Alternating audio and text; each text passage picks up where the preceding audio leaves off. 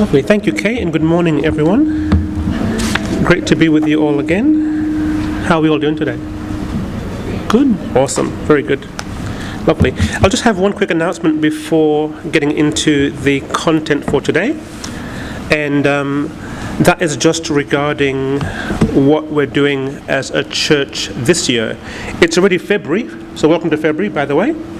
And that means we have to have a calendar as far as what we're going to be doing, as far as days when we meet and that kind of stuff.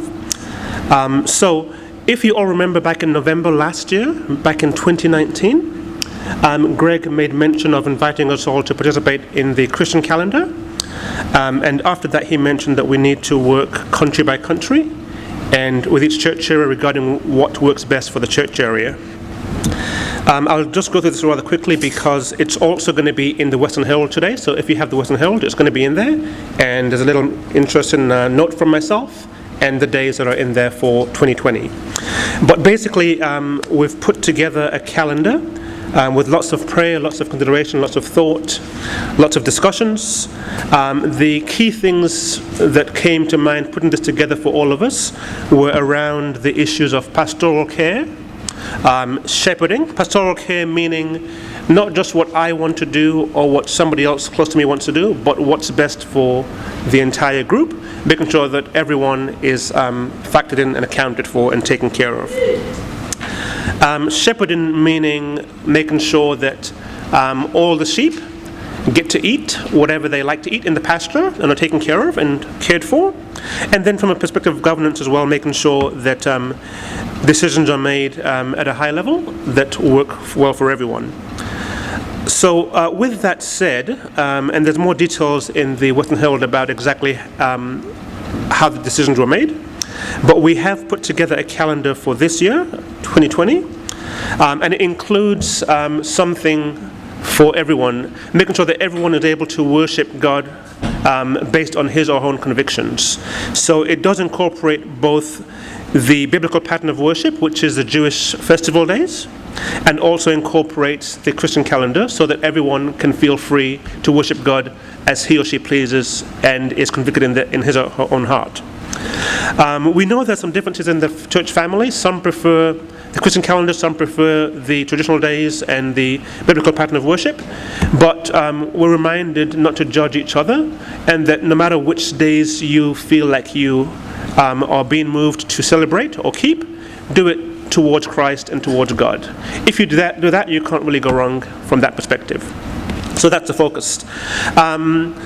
Since funding is going to be a bit of a concern sometimes, we need to, and since we have a lot going on. For instance, in April we have about 6 different days, and that does not factor in the regular Saturday meetings that we have. So we have about 10 days in April, and we can't rent a hall every single time because we will go broke. What that means is that on the days that kind of coincide with the Christian calendar, we're going to be joining with Mount Pleasant, as we have done for the last few years. That saves us some money and makes sure that those who have that conviction can celebrate in that way. And for those that prefer to utilize or celebrate based upon the biblical pattern of worship, we will look towards having maybe a house church or a small group environment. We may need to rent a small place, or we may do it in someone's house, depending on how many are moved to worship in that way and celebrate those particular days. But we'll figure that out in the next few weeks as we move forward together as a family. Any questions, check the Western Herald, or you can talk to me if you'd like to, and look forward to having an amazing year in 2020. This calendar is actually subject to change, but we had to put something together so that we can all have a direction, a vision, and a framework moving forward. So hope you all get to enjoy the year, and everyone feels uplifted in whichever way you decide to worship God on whatever days that you might select, without judgment and in love. So that is the formal bit done.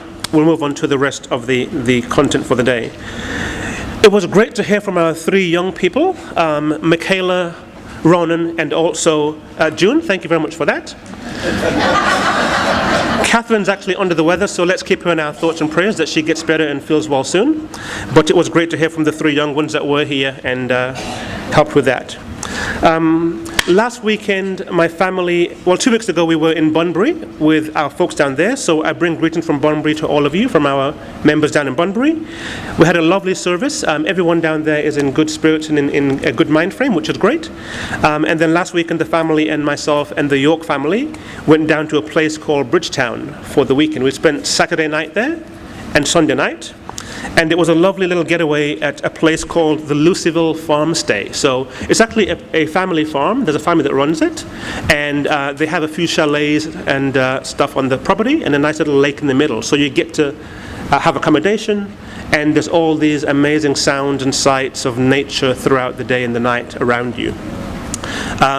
It was a very wonderful, serene environment, very peaceful, and very limited mobile phone access, so that was great because there was no phones ringing and no iPads for the kids. It was just a good old fun time.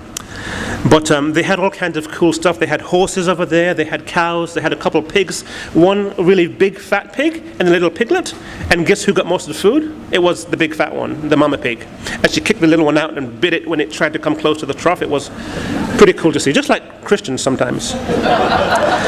They had sheep, they had a couple of peacocks there, they had a few chooks, they had guinea fowls, they had joeys, alpacas, goats, and then a few kids. We took a few kids with us as well. So it was just an amazing time to get together and spend that quiet time.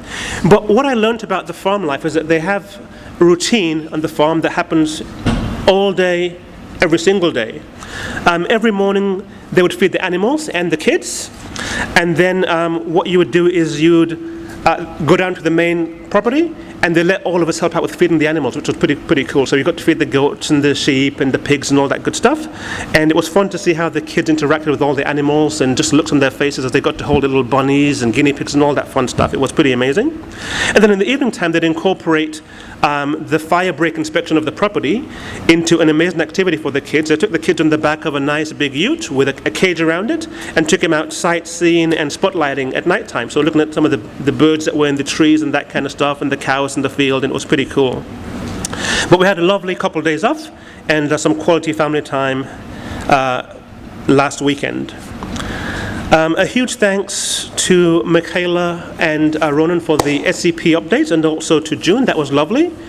And listening to those updates kind of made me think back about when I was a kid a couple of years ago, and when I went to SCP.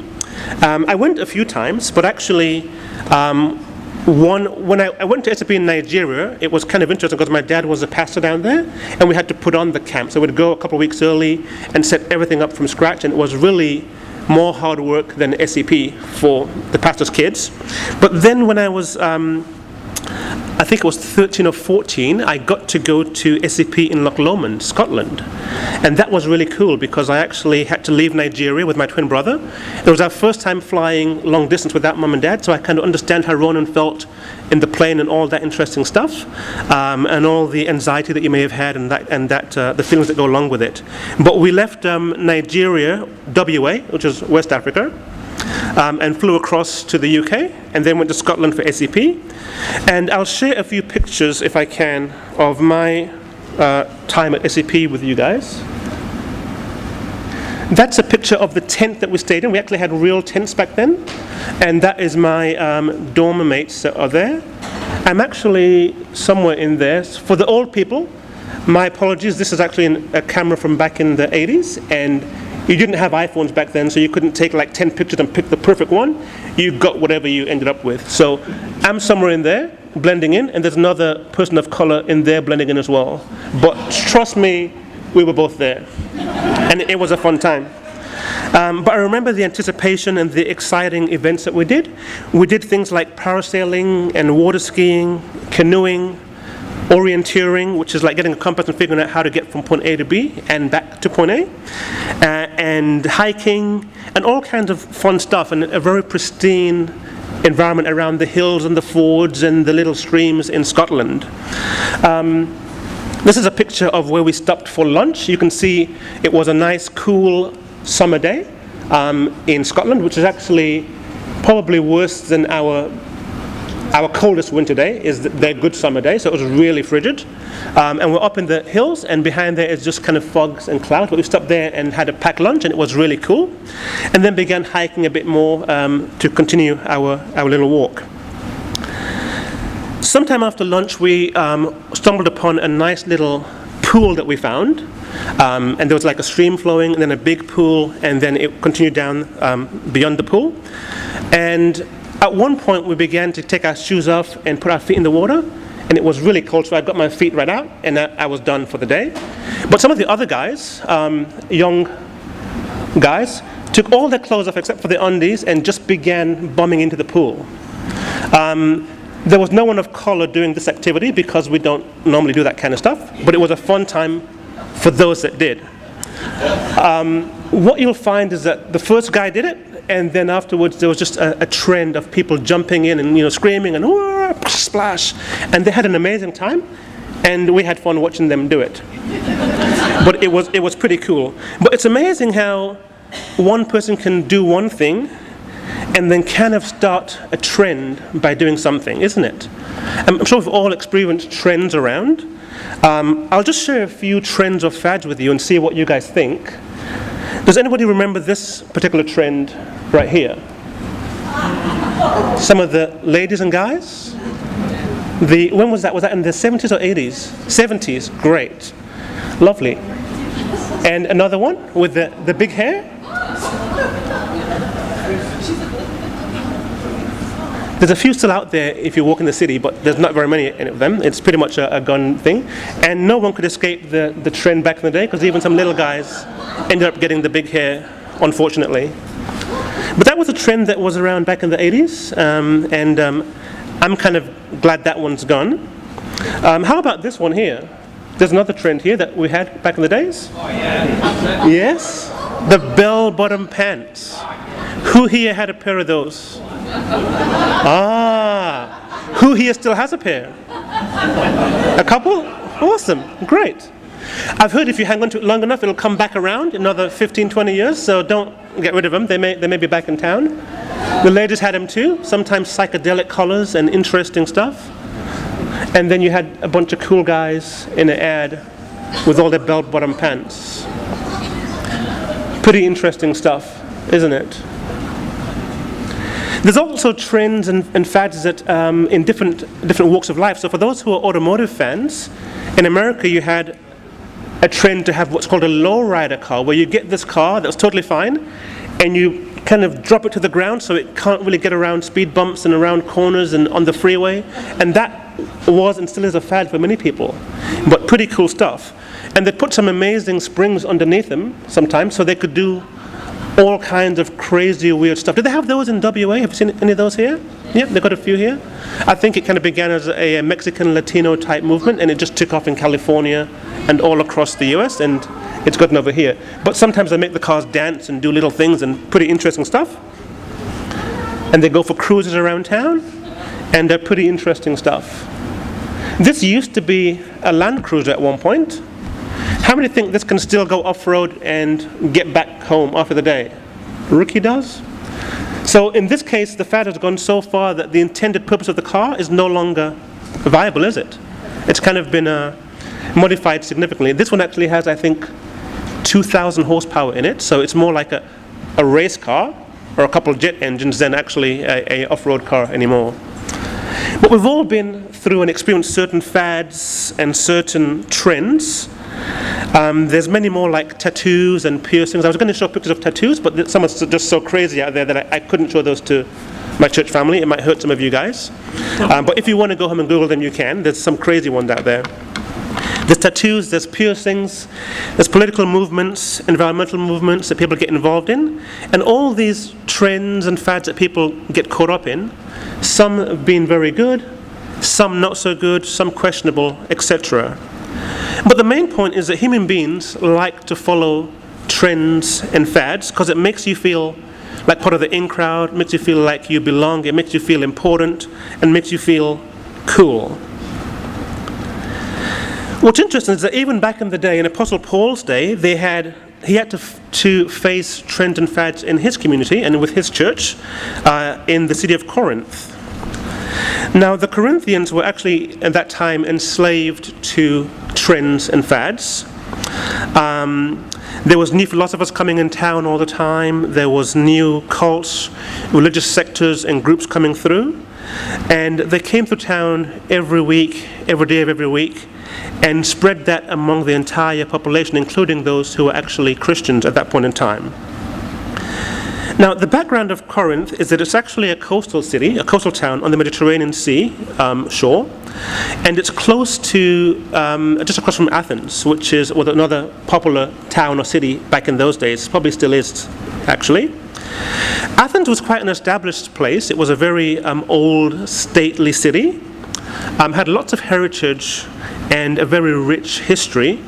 And on the contrary, Corinth was actually a very new city. It was an upstart rebuilt upon smoky ruins from a few generations previously, and was a port city where trade people would come through on the main trade lines and actually stop in there, do some buying and selling, and then hop on the boat or whatever, and then keep going. So you had people passing through with all their goods and their wares. They brought their ideas with them, their philosophies, their thoughts, their religions, etc., and those kind of spread in Corinth, including into the Christian community. In Corinth, you could find whatever you wanted to, basically. You could find anything that you desired, kind of like Vegas would be today, where you go there and it's just a plethora of ideas, thoughts, concepts, people, all kinds of stuff. Maybe some bell-bottom pants and some big hair as well in Corinth, I don't know, but it may have been there as well. But you could go to Corinth and you could make money very quickly. You could also lose it very quickly in that town, just like Vegas is in this day and age. And back in Corinth, your status wasn't determined by your heritage or your history. It was based upon how much money you had in your pocket, like some of the other cities that you're familiar with, Beverly Hills and Californian towns and that kind of stuff. But it was a very young city, a very busy city, very progressive, very wealthy, transient, and had lots of trends and fads going through it day in and day out. And in the midst of all this is where Paul decided to plant a church. But over time, some Christians became obsessed with these trends and fads that came through Corinth. And there was a trend at that point in time to seek wisdom, a certain kind of wisdom. It doesn't say what that was in detail, but it was just the trend to be a person of wisdom back in Corinth. And Paul mentions it many times over about the phrase of wisdom that people are looking to attain and to seek. But they then began to form certain cliques and groups, and some then began to split off as a result of their difference in ideas and perspectives. In 1 Corinthians 1, verses 12 and 13, Paul comments on this. And Paul says, "What I mean is this. One of you says, 'I will follow Paul.' Another, 'I will follow Apollos.' Another, 'I follow Cephas.' And still another, 'I follow Christ.' Is Christ divided? Was Paul crucified for you? Were you baptized in the name of Paul?" So to paraphrase, Paul is actually imitating the bickering of the people, and he says stuff like, "You follow Apollos, you follow a great guy named Paul, you follow Cephas, and you guys follow Christ." But there was lots of debate about who was a better person to follow. In this day and age, you can think about, do we follow Greg Williams? Do we follow Peter Edalere? Do we follow John McClane? Do we follow HWA? Who do we follow? Or is it actually Christ that we follow? Interesting thing to think about in 2020. But before you know it, these cliques were cropping up all over town and within the church. And the Corinthians were treating the gospel just like any other philosophy that came through town and any other trend or fad that came through Corinth back in those days. The gospel became quite marginalized, and everyone was seeking to be the person who had this great wisdom that Paul talked about. But Apostle Paul was going to have none of it. He actually decided that he would stand up against that, and he held his ground with his perspective on that. So what was Paul's answer to the Corinthians' desire for inner knowledge and wisdom and to be exclusive? What was Paul's response to them for those who were seeking this refined sophistication? In verse 18 and 21 of 1 Corinthians, it says, "For the message of the cross is foolishness to those who are perishing. But to us who are being saved, it is the power of God. For it is written, I will destroy the wisdom of the wise, the intelligence of the intelligent I will frustrate." Where is the wise person? Where is the teacher of the law? Where is the philosopher of this age? Has not God made foolish the wisdom of the world? For since in the wisdom of God, the world through its wisdom did not know him, God was pleased through the foolishness of what was preached to save those who believe. And that's kind of a lot to take in, but what does it really mean? One commentary puts it this way. It says it quite succinctly. It says, the reason so many fail to believe in Christ's death on the cross as the way to be forgiven from their own sin is not because the idea is too hard to understand. It's because it's too easy to understand. It's foolishness for the simpletons, as unbelievers would see it. So humanity at large has failed to come to know God through human wisdom, and the language Paul uses suggests that God, in his wisdom, did not allow human wisdom to bring them to him. Instead, it pleased him to save those who believe through the folly of what Paul and the other apostles preached. In other words, Paul understands that his message, the gospel, looks and sounds foolish to most of the world, as it does today. And Paul and people trusting their own wisdom or the wisdom of others will miss the gospel entirely. 1 Corinthians 1:25 through 29 reads, "For the foolishness of God is wiser than human wisdom, and the weakness of God is stronger than human strength. Brothers and sisters, think of what you were when you were called. Not many of you were wise by human standards, not many doctors or PhDs or philosophers in the Christian church today. We have a few here, thanks to my father-in-law. Not many were influential, not many politicians or leaders or celebrities in the church. Not many were of noble birth. But God chose the foolish things of the world to shame the wise. God chose the weak things of the world to shame the strong. God chose the lowly things of this world and the despised things and the things that are not, to nullify the things that are, so that no one may boast before him." That's rather interesting, and I'm grateful for that, because oftentimes I don't feel like I'm the most smart person on the planet. I'm more of a simple type person, and having things put in very easy terms works very well for me, as it does for some others in this group. What I'd like to do now is just spend a few moments discussing some of this information in our tables, and we'll share a few questions that we can discuss as a group. After each little question, we'll have someone come up and share with the group what the table discussed regarding each one of these questions. So number one says, do you remember any embarrassing short-term trends or fads that you might have been a part of? Share that with your group. When I was younger at Ambassador College, I think Peter might remember, my hairstyle was more like a big landing strip. It was quite high. You remember that? And flat on the top. It was cool back in the days, and so I had one as well. But you could land a plane on top of it, my father would say all the time. It was quite interesting in those days. So think about whatever fads you were part of and share those with your groups at the table. Then we'll have a couple of people come up and share that with the larger group shortly.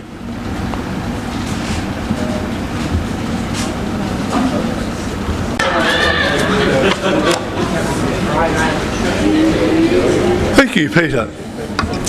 When I first came to church, I realised that I was required to come to church in a suit. So bought a suit I did. It was a mauve suit, and Ros made me this psychedelic silk shirt. It looked fantastic, with a white tie, and I had long sideburns. The minister at the time was a bit alarmed and was gentle about it, He said, I think Christ should, approve if we came to church in a grey or brown suit. And sideburns at the time, they should be so many centimetres down to the earlobe and no longer. But I got away with it. Lovely, and we're glad you did. That's awesome. Will anybody else want to share some fads or styles? Linda, please.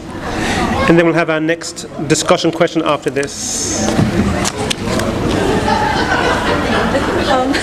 Hello everybody. It's not normally a fad, but when I first came to church in my jeans, because I'd come straight from the outback to live in Perth for about a year, and that's when I found out about the church, through a campaign by David John Hill came over. Actually, Anna came to that as well. You were there, weren't you, Anna? But anyway, he talked about a Bible study the next Wednesday night, and I'd come to that speech by David John Hill, but I was so shy, I was so lonely, but I was so shy I couldn't deal with it, so I just ran out the door and took off and went home. All these people there. So I didn't meet Anna that night, but I think I met you at the Bible study the next Wednesday, didn't I? Anyway, all the next 3 days I'm thinking, I've got to get up the courage to go to this Bible study. I've got to go, but I'm so scared about what people are going to think about me, and I've just got to get up the courage. God, help me go to this Bible study. So finally, I went to the Bibles. I did go. I got there really early because I went on a bus. It was at the Maylands Blind Centre at the time. So anyway, I got early and I walked in there, and there was one guy putting out chairs, and I thought God knew that if there was one person in that hall, I'd walk in. If there'd been two, I would have ran off again, jumped on the bus and gone home. So I think God knew if he was going to get me in here, there just had to be one guy in that room, in that hall. But anyway, I walked in, and it was Doug Wilson. I don't know if any of you remember Doug Wilson, but he was a bright, happy, smiling guy, and I went like that, looked around the corner of the door, and I saw him, and I backed off like that, but he caught me, he saw me, and he come over to me, and he had a nice white shirt and a tie on, and I do remember that, and he just grabbed my hand and shaked it, and I thought, oh, boy, he's friendly, he must think I'm okay. And anyway, so I walked in there, and one by one people came in, and he introduced me to people. It was amazing. But at the end of the Bible study, what I wanted to say, I had my jeans on, right, because, I didn't even have a skirt except for my school uniform, my governor's skirt, sterling brown skirt from, high school. That's all I had. I had jeans. Anyway, some of the women came up to me, oh, Linda, we'd like to have a talk to you, just want to tell you something. I thought, oh no, they're going to tell me I can never come back, I'm not good enough and I can't come back. That's what I thought they were going to say. Lo and behold, I think it was Chris, Alex's wife, Sunny, was his sister, her Sunny's sister was one of them, and a couple of other women, and said to me, Linda, if are you going to come to church on Saturday? Because are you actually going to come to our church? And I said, yeah, where's that? Yeah, I'm coming. Where is it? So they said, if you're going to come to church now, you cannot wear those jeans. And I said, well, I looked down and I didn't even know what clothes I had on. It wasn't important to me what I had on. Didn't mean anything to me. And I thought, oh goodness, I said, have I got a hole in them or something? And no, there's no hole in them. Then what's wrong with them? And so, so I went out before I went to church and brought a couple of dresses. And then, I forgot. Then one of them said, now, if you're going to buy a skirt or a dress, it's got to be below the knee. Not too short, because this was the time the mini skirt was in. So, no, it's got to be below the knee. And I said, oh, okay, yep, okay. I'll look for one that's... Actually, I don't like mini skirts anyway, I said to one of them. So anyhow, so that was like the fad back then was mini skirts, but I had to get a dress below the knee. So I know, so it is about fads, I guess. But anyway, that's just a little story to share with you about fads. Lovely. Thank you, Linda, for sharing with us. Great. We've come a long way, haven't we, as a church family? And we're grateful for that. Okay, as opposed to following fads and trends, have you experienced true community before in which everyone is appreciated and no one is vying for center stage? Share with your group about this experience. True community, what does that look like? And what have you experienced regarding true community?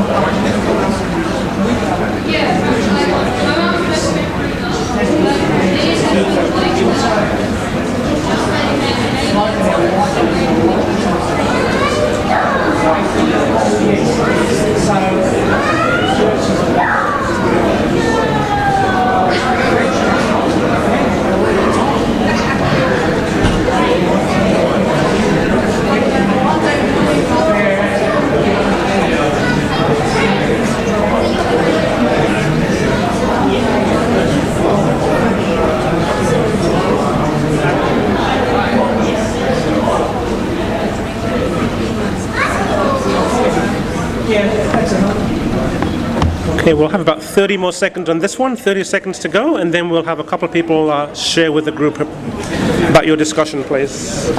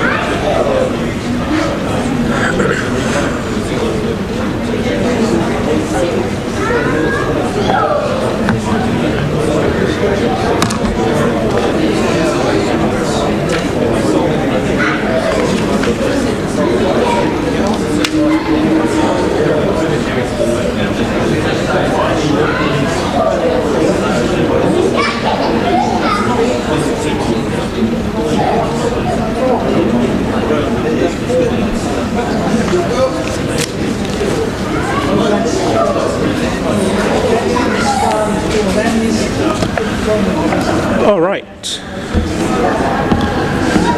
We'll kind of gather back together, guys. And we'll just have a couple of people share with us what your table discussed regarding this question. Anybody want to volunteer to share with us? Natasha?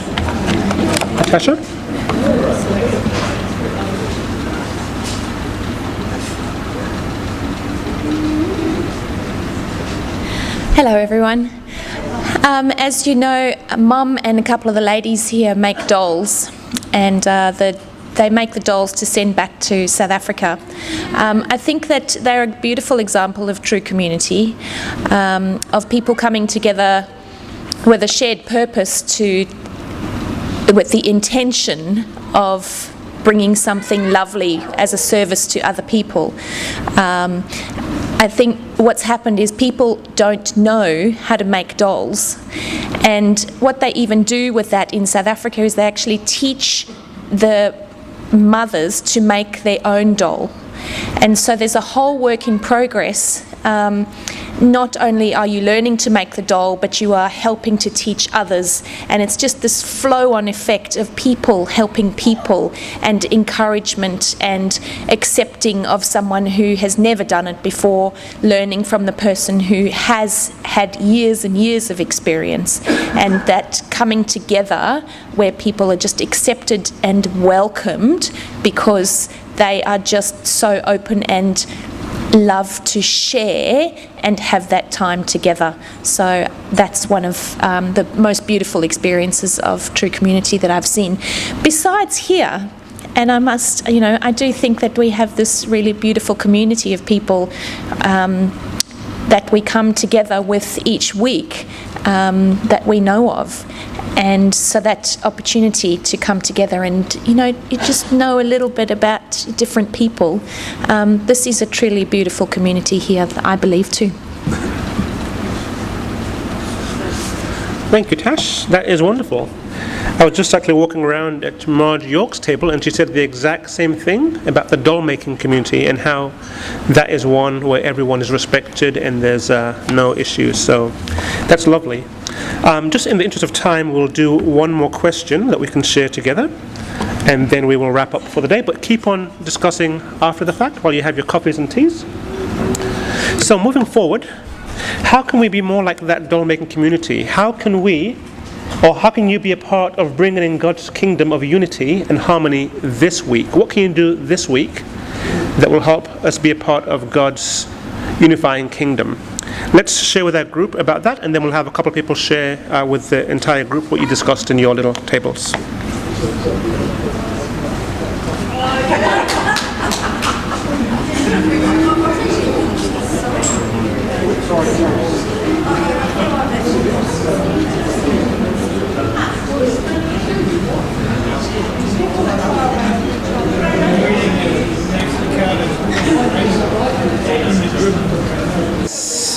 It's about that time. So let's have a couple of people share what you have discussed at your table on this last question for the day, please. Any volunteers? Sir Longley's coming up.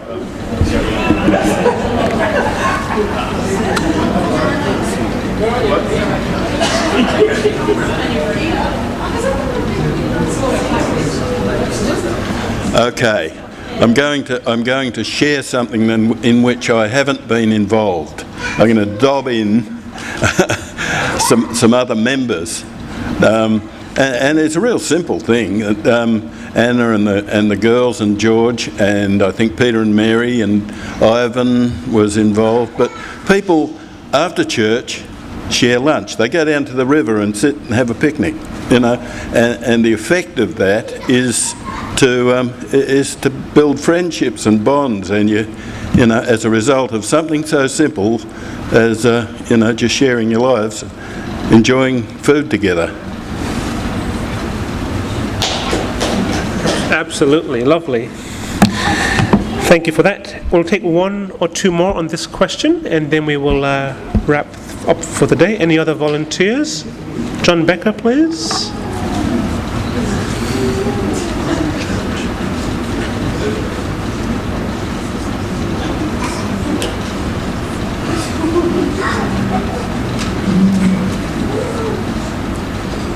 G'day. I've had some experiences, even though I wasn't planning to preach Christ, but I did anyway, just by example, just by being friendly, just being able, wanting to listen. What's your story? When I was in hospital after my stroke, when I left, guys come up to me and says, "I'll never forget you. You've been a tremendous encouragement to us." I had no idea I was doing this. It just happened. But the Bible also talks to us that we as a church are to be one. But when you look around in the world, there must be thousands of Christian different denominations. But what our attitude should be, that we want to be one with people no matter where they are, at work, in our church, in the congregation, different people you might meet in the street, or the neighbour I spoke to the other day, yesterday, and he gave me a rock melon as a reward. He's an invalid, and he told me his horror stories and about how they're just at last, after many years, able to go and buy their own house. They've been renting for years. And I said, "Oh, it's very good. Keep us informed as when you're actually leaving. And we'll probably invite them for dinner or something." But I think that's what I look upon as spreading the word of Christ. Example. Beautiful. And then George Rasmussen. Sir George, did you have a comment? No. Save the best for last.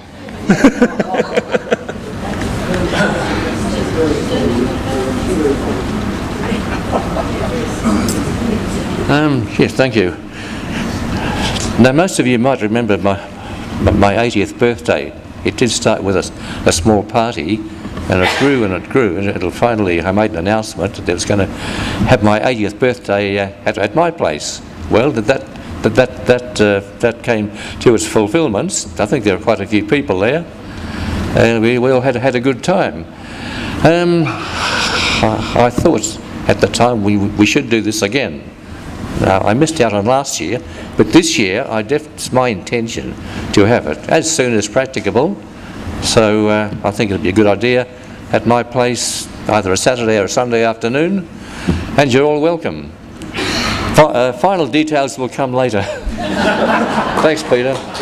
Thank you. Lovely. How big is your backyard? It's quite big, isn't it?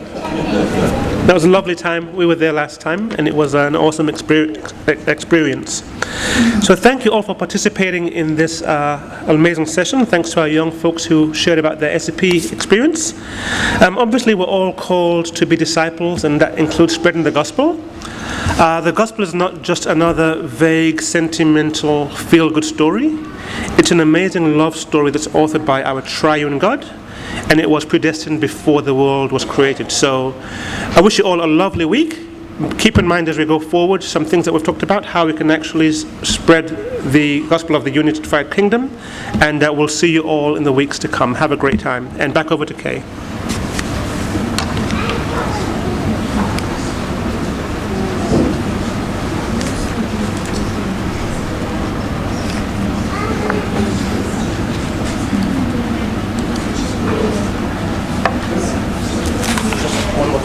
Thank you. Thanks, Kay.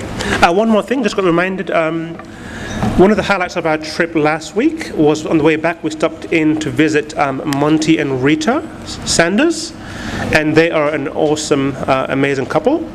Monty had shared with us about how he had done a bit of work in the backyard. He had actually done a fair bit of paving, built a tiered backyard with flower beds and some chook pens and all kind of stuff. And he goes, I began this when I was 87. And that just made me tired just listening to the stories. But it was an awesome time visiting with them, and if you're ever in that area, pop by and say hi to them. They'd love to see you there. One thing we're going to get to do in the next few weeks, March the 14th, there's a trip being planned down to Walpole. It's going to be an amazing time. And there's details in the Western Herald about it. There's tons of different options for accommodation. You can take a tent, you can take a camper trailer, you can stay in a chalet, you can stay in a little glamping tent. There's all kinds of amazing accommodation at different price points. It's going to be just a time to get together and fellowship and have fun and share and proclaim the unified kingdom with others. So it's a time to invite family, friends, sons, daughters, co-workers. We're not going to preach at anyone, but we will share Christ with anyone who is there because he is in us and they will experience him through us. So put it on your calendar. March the 14th, we'll be going down on Friday, spending Friday and Saturday night there, and then back in town on Sunday.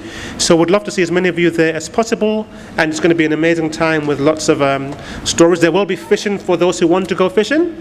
It's not just for the guys, it's for anybody who would like to be a part of it. So look forward to seeing as many of you that can make it down there on March the 14th for that weekend. And have a blessed week. Back to you, Kay. Thank you very much.